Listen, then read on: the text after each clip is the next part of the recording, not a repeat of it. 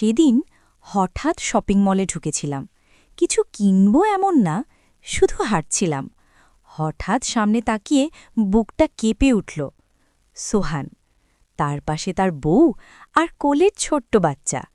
ওরা হাসছে, বাচ্চাটা খেলনা ধরছে, সোহান সেটা কিনে দিচ্ছে।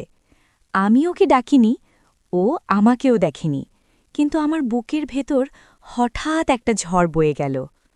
একদিন এই হাতটা আমার জন্যই কিছু কিনত, এই হাসিটা আমার দিকেই ছিল, এই স্বপ্নগুলো আমরা একসাথে দেখতাম।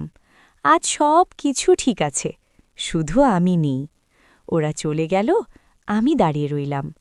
কষ্টটা কান্না হয়ে নামল না, শব্দও হল না, শুধু মনে হল একদিন যা আমার ছিল আজ তা শুধু দূর থেকে দেখা যায়।